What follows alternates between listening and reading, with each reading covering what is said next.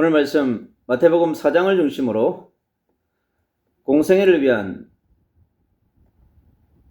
예수님의 40일 집중이라고 하는 언약을 선포하려고 합니다. 오늘 본문 속에 예수님께서 어떻게 40일 동안 집중하셨는지, 이 집중은 예수님의 공생의 삶을 준비하는 중요한 현장입니다. 곧 이것은 예수님의 공생애뿐만 아니라 예수님의 제자들이 가야 될 중요한 사역에 있어서 해야 될 집중, 또 마가의 집에 모였던 120명의 제자들이 왜 10일 동안 또 집중했는지 중요한 의미를 우리에게 알려주고 있는 중요한 본문입니다. 하나님의 아들로 오신 예수님, 하나님이신 예수님이신데 그분은 이 땅에 인간의 몸으로 오셨기 때문에 똑같이 미래의 사역을 위해서, 공생애를 위해서 반드시 하늘로부터 놀라운 권능과 성령을 받아야만 된다는 것을 우리는 알 수 있습니다. 아브라함의 혈통으로 오신 예수님, 다윗 왕의 혈통으로 오신 그 예수님께서, 그리고 인간 요셉의 가문의 혈통으로 오신 그 예수님은 인간의 모습입니다. 처녀 마리아의 몸을 빌려서 태어났습니다. 한 인간이 태어난 것처럼 그냥 똑같은 방법으로 자연인이 태어난 것처럼 그 방법을 통하여서 이 땅에 오셨습니다. 그래서 인간이 겪는 모든 고통을 그는 겪었습니다. 인간의 고통을 체휼하시고 고난도, 멸시도, 굶주림도, 기근도, 어려움도, 환난도 다 겪었었습니다. 그래서 그분이 이 땅에 독생자로 오신 그분이 공생애를 시작하기 위하여서 어떻게 준비해야 할 것을 우리는 볼 수 있습니다. 이스라엘의 백성의 모든 죄를 해결할 해결자로 오셨습니다. 얼마나 구약의 4,000년 동안 오고 간 백성들의 죄의 짐이 크겠습니까? 하나님을 떠난 원죄와 조상의 죄, 그 모든 수많은 영혼들의 죄가 얼마나 크겠습니까? 태평양 바다에 있는 물고기들보다 죄 숫자가 많을 거예요.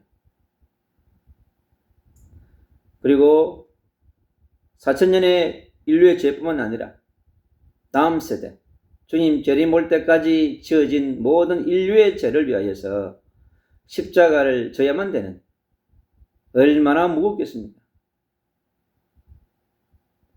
저는 불가능할 것 같아요. 지라 그러면. 이 땅에 있는 인생들은 질 수 없습니다. 모세도 질 수 없습니다. 바울도 질 수 없습니다. 다윗도 질 수 없습니다. 어떤 누구도 예수님과 동일한 제 문제를 해결하기 위한 그 십자가를 질 수 없습니다. 대속의 십자가는 오직 예수님만이 질 수 있는 십자가인 것입니다. 그때 하늘에서 내려온 예수님을 통하여서, 그래서 이방의 이스라엘 백성의 모든 죄를 해결하실 분이자 이방인의 죄를 해결하실 분으로 오셨습니다. 모든 인류의 원죄를 해결하실 분으로 이 땅에 오신 메시아. 그런 메시아가 되셔야 되고, 그는 그리스도가 되셔야 되고, 그는 임마누엘 하셔야 됩니다. 이스라엘의 목자로, 그리고 이 땅에 죄를 다스리는 자로, 사단을 다스리는 자로 이 땅에 오신 것입니다. 많은 사람들은 그를 정치적인 메시아로, 정치적 그리스도로, 정치적인 목자를 원했던 것입니다. 국가적 해방, 육신의 해방만을 원했던 이스라엘 백성들, 유대민족들, 물론 그들의 육신의 고통이 힘들고 고통스러웠죠. 주님이 이 땅에 하나님의 나라의 회복을 위하여서 이 땅에 오셨습니다. 그래서 인간의 동일한 방법으로 세례 요한을 통하여 요단강에서 세례를 받으셨습니다. 하늘의 성령으로 기름 부음 받으셨습니다. 이제 성령과 불로 세를 베푸실 분으로 하나님께서 그에게 어노인팅 하셨습니다. 기름 부음은 그렇게 중요한 것입니다. 그리고 반드시 주님은요, 다음 세대, 미래 세대 때 알곡과 쭉정이를 심판하실 심판의 주로 주님은 오실 것입니다. 오늘 이 마태복음 4장은 거기까지 예수님의 공생애의 사역과 그리고 먼 미래의 사역, 다시 오셔서 그분이 하실 일까지 예언하고 있는 말씀입니다. 놀랍습니다. 하나님 말씀은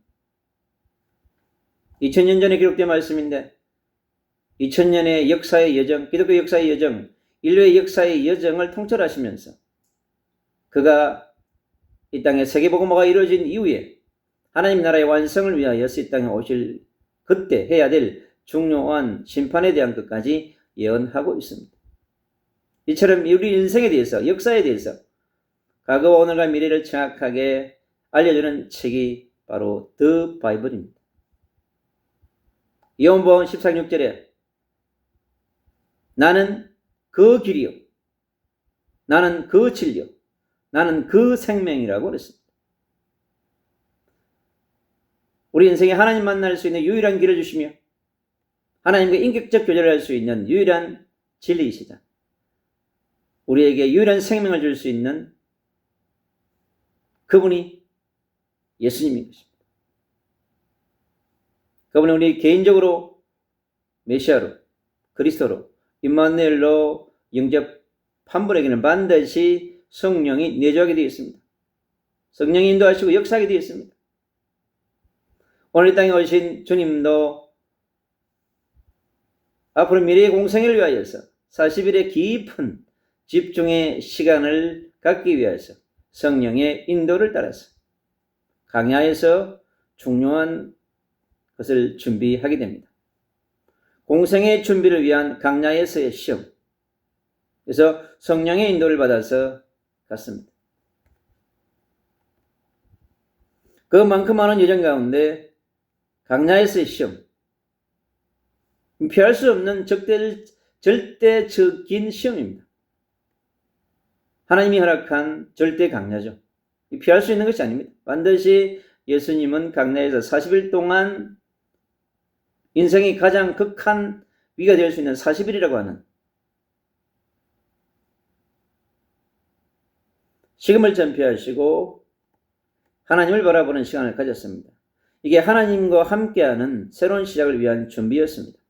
하나님의 뜻에 순종하고 하나님과의 깊은 만남과 누림 속에서 하나님의 영광을 나타내고 자기 자신을 소멸시키며 오직 하나님 뜻만 행할 수 있는 그러한 미래를 준비하는 중요한 절대의 타임이자 예수님의 서밋 타임이자 예수님의 행복 타임이고 예수님 미래를 위한 그러한 중요한 시간이었습니다.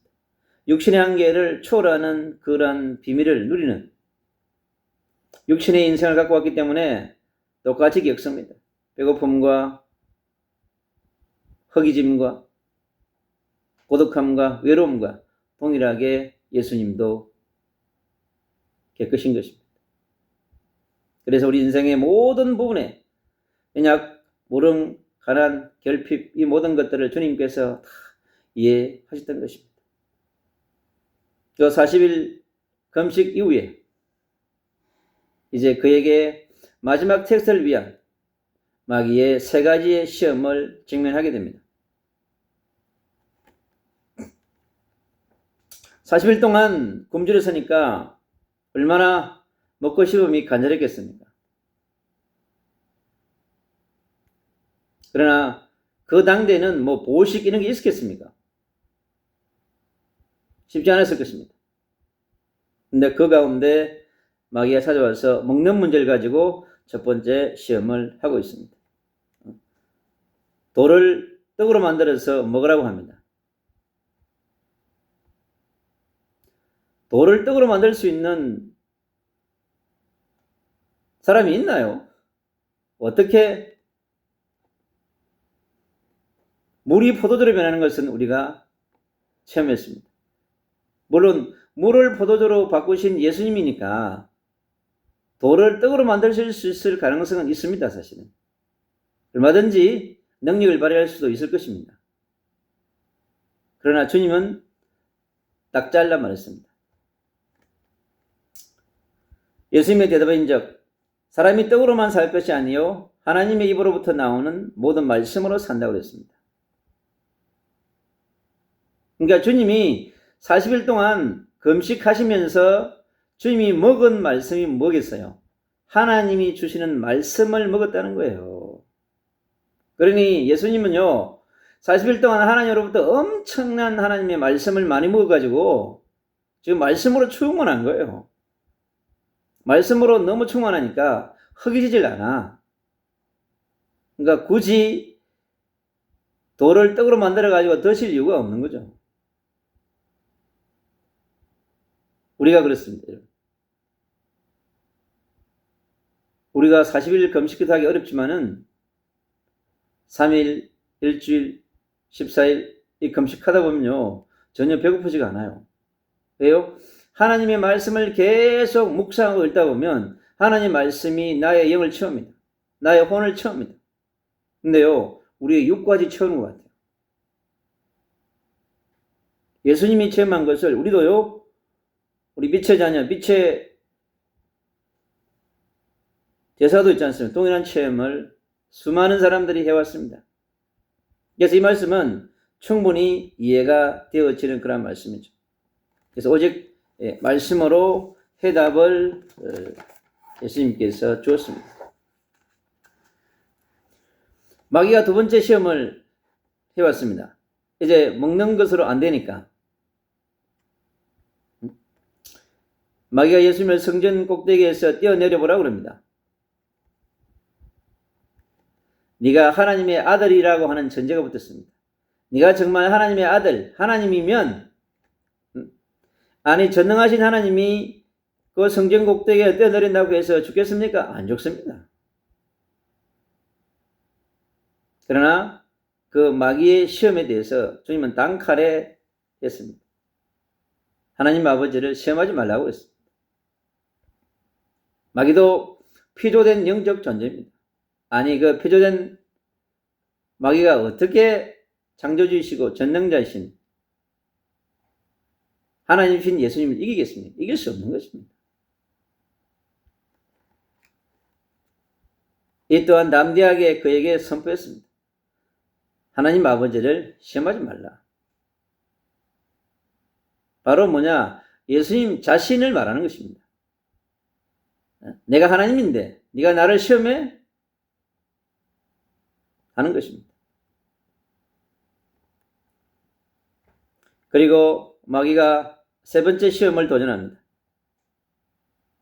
내게 엎드려 경배하면 내가 모든 것을 내게 주겠다. 하늘 보좌에서 오신 분인데 뭐가 필요해요? 명예가 필요해요? 돈이 필요해요? 자리가 필요합니까? 아무것도 필요하지 않습니다. 하늘 보좌만큼 확실한 자리가 어디 있습니까? 하나님의 영광으로 가득한 그 자리만큼 확실한 자리가 어디 있습니까? 이 말씀을 보면 우리 인생들은 이 마귀의 시험에 넘어갈 수 있습니다. 어떠한 기적과 표적을 나타내면 거기에 넘어갑니다. 하나님 우리에게 주신 하나님 자녀의 신분과 건세를 잃어버리고 언약을 잃어버리고 눈에 보이는 그 현상에 빠져드는 사람이 얼마나 많습니까? 마귀가 주는 보암직하고 먹음직하고 탐존한 것을 통해서 얼마나 넘어가질 때가 많습니까? 다 준다는데 예수님께는 필요하지 않는 것입니다. 빈손으로 와서 빈손으로 간다고 그랬습니다. 왜? 모든 것을 가지신 분이기 때문에. 골로새 3장 2절로 3절에 그랬습니다. 그리스도 안에 모든 지혜와 지식 보화가 다 있다고 그랬습니다. 하늘의 건세도, 하늘의 지혜도, 하늘의 지식도, 이 땅을 통치하는 모든 것도 가지신 그분 아닙니까? 이 땅의 주인이 누굽니까? 그리스도가 이 지구의 주인 아닙니까? 지구를 움직이는 모든 건세의 주인이 그리스도 아닙니까? 근데 마귀가 감히 그렇게 지금 예수님께 시험하고 있습니다. 근데 이것은 우리 사역자들에게, 우리 하나님의 자녀들에게, 빛의 대사에게 주시는 중요한 깊이 묵상해야 될 말씀임을 볼 수 있습니다. 주님은요, 마귀와의 전쟁에서 완전히 승리하게 되셨습니다. 근데 우리는 살아가면서 이 세 가지 시험에 많이 빠져들 때가 많습니다. 그래서 우리에게도 예수님처럼요, 하나님만 바라보는 절대 집중의 강령이 필요합니다. 절대 집중의 시간을 통하여서 예수님이 누렸던 해피한 타임, 서밋 타임, 승리의 시간을 가진 것처럼 우리도 그러한 시간이 필요한 것입니다. 마귀는 우는 사자처럼 다니며 산길자를 찾고 있습니다.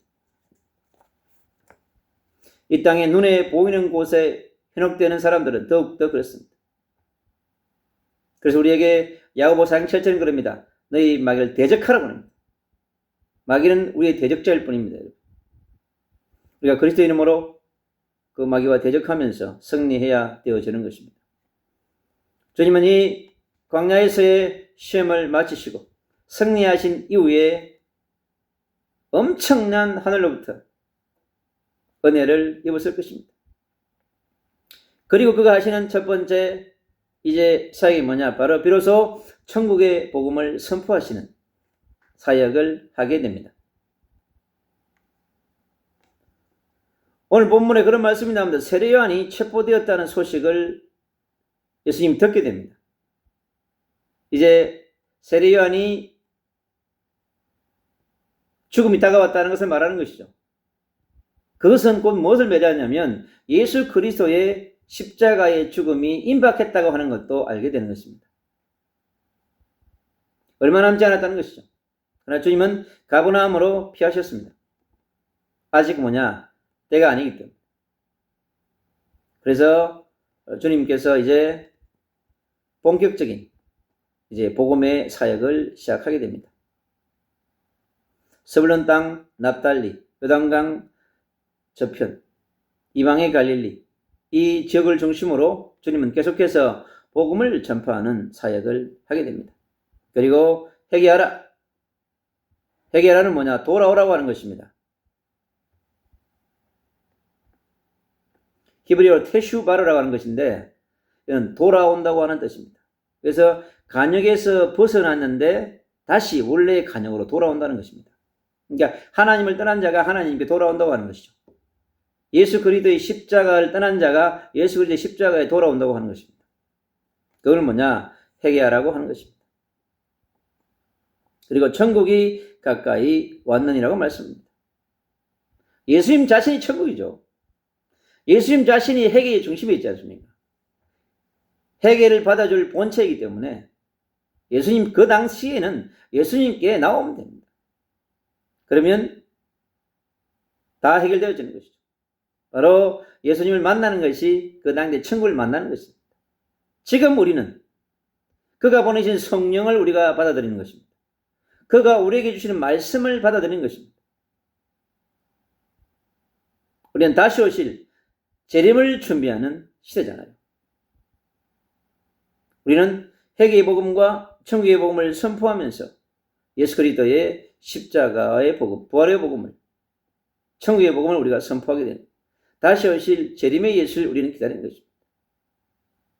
그는 우리에게 성령을 보내심으로 성령이 우리의 모든 삶을 함께 하시면서 인도하시고 역사하시고 응답하시고 운행하십니다. 보호할 때 보호하시고 가르칠 때 가르치시고 은혜 주실 때 은혜 베풀어 주시고 다 하시는 분이 보혜사 성령 하나님이신 것입니다. 그래서 하나님의 이제 긍휼이 나타나게 됩니다. 돋는 해가 위로부터 우리에게 임하여 어둠과 죽음의 그늘에 앉은 자에게 비치시고 하늘의 놀라운 그리스도의 빛의 강체가 예수 그리스도의 빛의 강체가 이제 임하기 시작합니다. 그렇게 해서 어둠과 죽음의 그늘에 앉은 자들에게 빛이 시사 그들이 평강의 길을 얻을 수 있도록 우리가 예수를 그리스도로 영접하면 우리 인생이 어떻게 됩니까? 평강의 여정을 가게 되어 있습니다.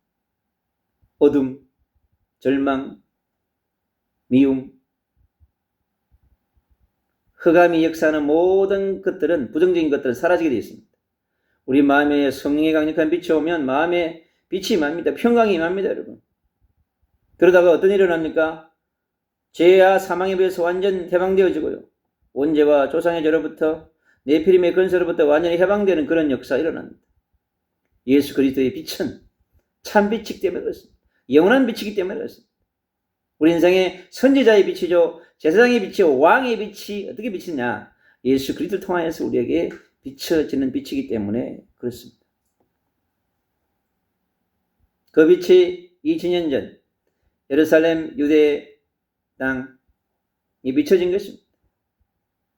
그 놀라운 빛을 영접한 자들은 하나님의 자녀가 되었고 영접하지 않은 자들은 정죄와 심판을 받게 됐다고 했습니다. 그래서 예수 그리스도를 영접한 사람은 빛이 함께하기 때문에 어둠은 떠나게 되어 있습니다. 죄도 떠나게 되어 있습니다. 안 떠난 것은 보이지만 서서히 떠납니다, 여러분. 정말 믿고 성령 충만 받으면 어느 날 순간에 많은 것이 달라집니다. 연약한 우리의 영적인 상태, 우리 혼의 상태, 우리 육의 상태도 여러분 갑자기 치유되는 역사가 일어납니다. 성령의 권능이 임하면 우리가 알 수 없는 일도 일어나게 되는 것입니다. 그리고 예수님의 두 번째 사역은 뭐냐? 제자를 부르시는 사역이었습니다. 공생애를 위한 중요한 사역이죠. 함께할 동력자들을 부르시는 사역입니다. 먼저 어부들을 불렀습니다. 갈릴리 출신 갈대 같은 시몬 베드로 그리고 그의 형제 안드레를 먼저 불렀습니다. 그리고 나를 따라오너라 내가 너희를 이제는 사람을 낚는 되겠다고 그랬습니다. 그들을 제자 삼는 사역을 할 수 있는 사람으로 이 갈릴리 출신의 어부가 서기관들, 바리새인들, 서기관들 볼 때 얼마나 웃겼습니까? 저 어부를 불러가지고 무식쟁이 어부를 불러가지고 뭐 하겠다고 예수님은. 근데 그 깊은 비밀을 어떻게 알겠습니까? 바리새인, 서기관들, 사두개인은요 예수님께 생명 걸지 못합니다. 근데 예수님께 필요한 건 뭐죠? 성령 받아서 딴 것까지 복음을 전해 생명 걸 수 있는, 순교할 수 있는 충성된 자를, 사명자를 전혀 원하시는 것이죠. 그래 그들은 그물을 포기하고 생업을 포기하고 모든 것을 포기하고 주님을 따르게 됩니다. 그리고 세베대의 아들 야고보를 또 부르게 됩니다. 그의 형제 요한도 같이 부르게 됩니다. 배와 아버지를 버려두고 그물을 긋고 있는 지금 아버지를 버려뒀습니다. 아버지가 얼마나 황당했겠어요. 갑자기 왜 어느 툭 나타나더니 큰아들과 작은아들을 동시에 불러가 버렸습니다. 막 황당했을 것입니다.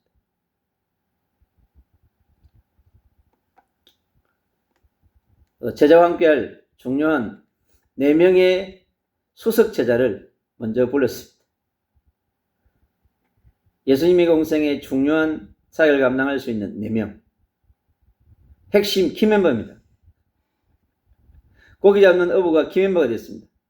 그 당대 서기관, 바리새인들, 서두개인을 부른 게 아니고 해당장을 부른 게 아니에요. 어부를 불렀습니다. 이것은 뭐냐? 너희들이 어떠한 모습이 있다 할지라도 내가 너희를 변화시켰어. 제자로 쓰겠다고 하는 하나님의 뜻이 감춰져 있는 것이죠. 그리고 중요한 세 번째 사역입니다. 이제는 해당에서 가르치는 사역입니다. 교육 사역이죠. 복음을 전파하는 전도 사역과 고치는 치유 사역을 이제 행하게 됩니다. 그래서 갈릴리 지역의 해당을 중심으로 가르치는 사역과 천국 복음을 전파하는 사역을 행하셨습니다. 그리고 모든 병든 자들, 모든 악한 것들에 잡힌 자들을 축사하는 일을 하셨습니다. 그리고 이 복음이 계속해서 이렇게 전파되게 됩니다. 온 수리아 지역에 각종 병에 걸린 자들, 고통당하는 자들, 귀신 들린 자들, 간질나는 자들, 중풍병자들을 치유하는 엄청난 일들. 이것은요 사두개인도 바리새인도 서기관도 못하는, 해당장도 못하는 일이에요. 제사장들이 하지 못하는 일이에요. 그러니 얼마나 난리가 났겠습니까? 여러분 지금도 이 동네에서 제가 여기 이렇게 되어 있는 사람들 한 명만 고쳐봐야 난리 났겠습니다. 주님은요 놀랍지 않습니까? 그리스도이시니까 가능한 것이죠. 우리는 엄청 성령 충만 받아도 한 명 될까 말까네. 그래서 이 복음은 데가볼리 지역까지 확산됩니다. 예루살렘 지역, 유대 지역, 요단강 건너 데가볼리까지 지역 전체에 확산되어지는 것을 볼 수 있습니다. 주님이 마태복음 4장을 통하여서 그가 강야에서 하나님께서 절대 집중을 통해서 그가 무장한 다음에 제자를 버리시고 그리고 가르치는 사역과 그리고 전도하는 사역과 치유하는 사역을 동시에 행하셨습니다. 그것을 이제 누구에게요? 이 4명의 어부가 따라다니면서 보았겠죠. 왜요? 앞으로 이들이 해야 될 사역이기 때문에 그렇습니다. 그들도 예수님처럼 집중을 통해서 권능을 받았어. 그들이 집중할 수 있는 장소가 어디입니까? 그게 마가의 집이죠. 예수님께 임했던 그 권능을 받는 자리가 어디였냐니까? 사도행 1장에 마가의 집에서 이제 이 권능을 받게 됩니다. 그전에는 전부 따라다니는 팔로워였습니다. 제자가 아니라 육신의 자리 뭐 하나 해볼까 싶어 가서 전부 다 그랬습니다.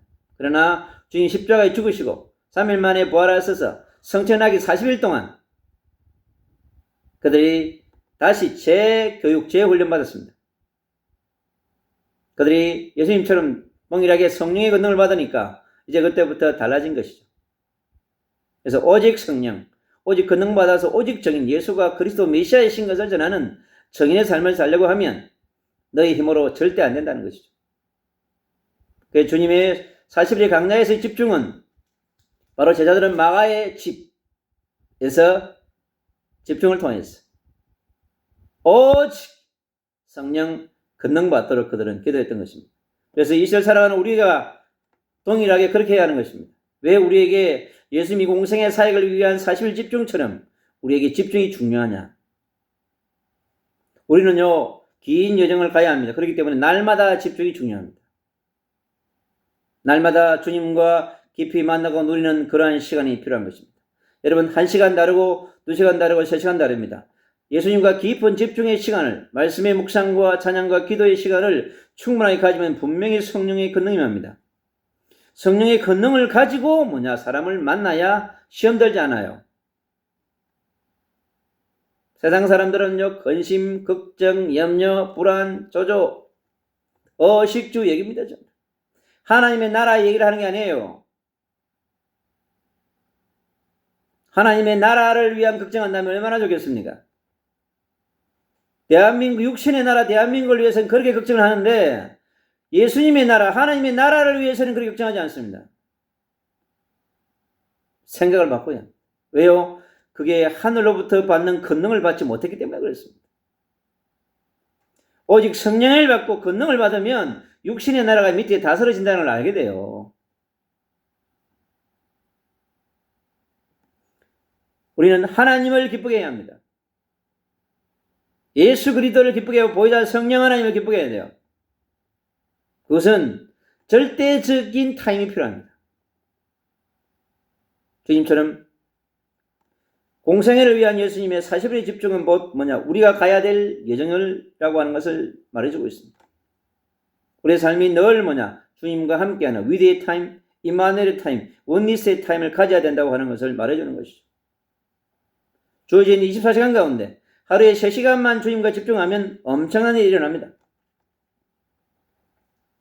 오직 하나님을 바라보는 시간, 오직 하나님의 뜻에 순종을 하는 그런 시간이죠. 오직 성령의 충만함을 누리는 시간입니다. 오직 성령의 권능으로 무장하는 시간입니다. 우리는 땅끝까지 가야 합니다. 예루살렘과 온 유대와 사마리아 땅끝까지, 237의 나라까지, 17,000 종족에까지, 전국의 소수민족들에게도, 인도의 2,000 소수민족들에게도, 전 세계 구석구석 아직도 복음을 듣지 못한 현장이 너무나 많습니다. 여러분, 리전도 종족 현장이 너무나 많습니다. 근데 지금은 미디어 시대이기 때문에 이 미디어를 통해서, 온라인을 통해서 너무나 많이 우리가 복음을 전할 수 있습니다. 특히 무슬림들, 20억 가까운 저 무슬림들에게 우리가 그래도 복음을 전할 수 있는 것은 온라인을 통해서 회개의 복음을 선포하고 천국의 복음을 전파할 수 있습니다. 우리가. 그리고 공생애를 함께할 제자를 부르신 주님. 우리가 먼저 예수 그리스도의 제자가 되어지고 우리가 제자를 부르는 것이에요. 사람을 낳는 어부가 되겠다고 그랬습니다. 물고기 낳는 어부가 아니에요. 고래 사장하는 게 아니라니까. 이 세상에 너무나 많은 사람들이 돌아다닙니다. 사자를 잡는 게 아니에요. 곰을 잡는 게 아니라니까. 해당에서 가르치시고 전도 사역 하시고 치유 사역 하신 그분의 사역이 뭐냐? 지금 우리가 해야 되는 사역입니다. 주님은요, 그 당대에 온 천하에 복음을 전하셨어요. 복음 운동하셨습니다. 그리고 생명 살리는 생명 운동하셨습니다. 바리새인들은요, 율법, 정죄, 비판, 판단 이런 것밖에 못해요. 왜요? 성령을 안 받았기 때문에. 성령을 받았는데 이 사람이 사람들을 미워하고 정죄하고 판단한다. 그거는 다른 영을 받았습니다. 그리고 영은 다릅니다. 예수님은 복음운동, 생명운동, 전도운동 하셨어요. 그리고 제자운동 하셨습니다. 그리고 치유운동 하셨습니다. 이 5가지가 예수님이 한 중요한 5대 운동입니다. 이 세를 살아가는 우리가 해야 될 것이 뭐냐? 빛의 자녀, 빛의 제사, 빛의 군대가 해야 될 것이 뭐냐? 바로 오늘 마태복음 4장에 있는 것처럼 예수님이 한 사역을 동일하게 우리가 해야 되는, 너희는 가서 모든 족속으로 제자를 삼으라 그랬습니다. 마태복음 28장 16절 20절. 요한복음 21장 15절 18절 내가 내 어린 양을 먹이라고 그랬습니다. 그것도 뭐냐? 동일하게 제자 사역입니다, 여러분. 그리고 마복음 16장 15절 20절 온 천하에 다니면 만민에게 딴 것까지 뭐냐? 복음을 선포하라고 그랬습니다. 그리고 치유하라고 그랬습니다. 주님이 하신 그 사역을, 공생의 한 사역을 동일하게 제자들이 2000년을 넘어서 우리가 해야 되는 이 시대에 예수님의 제자로서, 그리스도인으로서, 제자로서 그 삶을 살아가는 것이 그리스도인입니다, 여러분. 우리가 그리스도인이라고 칭함을 받을 때 빛이 비춰지는 것이죠. 이세를 살아가는 대한민국의 5200만 국민에게, 대한민국에 와 있는 150만이 넘는 다민족들에게, 전 세계 80여 개 영혼들에게, 전 세계 7천이 넘는 민주노동족에게 우리가 줄 수 있는 것은 무엇인가? 회개의 복음과 천국의 복음, 이 십자가와 부활의 복음을, 다시 오실 예수 그리스도의 재림의 복음을 전하기 위해서 우리가 먼저 철저하게 주님이 했던 강야의 40일처럼 나의 40일, 나의 40일에 집중, 그것이 중요합니다. 그래서 사도행전 2장은 얘기합니다. 날마다 집에 있든지 성전에 있든지 예수를 그리스도로 선포하고 가르쳤다고 했습니다. 여러분, 무엇을 말합니까? 육신의 나라를 위해서 더 많이 기도합니까? 하나님의 나라를 위해서 더 많이 기도합니까? 하나님의 나라를 위해서 더 많이 기도하는 자가 하나님의 나라의 종이고 하나님 나라의 백성입니다. 육신의 나라를 더 많이 하면 아직도 혼의 사람입니다, 여러분. 하늘의 빛을 받으면 어둠은, 선포함은 다스려집니다. 이 육의 나라는 하늘의 권세와 능력으로 다스리는 땅일 뿐입니다, 여러분. 통치의 땅일 뿐이에요. 속으면 되지 않습니다. 하늘의 권능을 받았어. 한 주간 또 멋있는 주님이 간 여정을 살아가는 남은 자로, 순례자로, 승리자로, 예수님의 절대 제자의 삶을 누리시는 40일의 깊은 집중 속으로 들어가는 우리 빛의 자녀, 빛의 대사, 빛의 전도자가 되시기를 주 예수 그리스도 이름으로 축복합니다.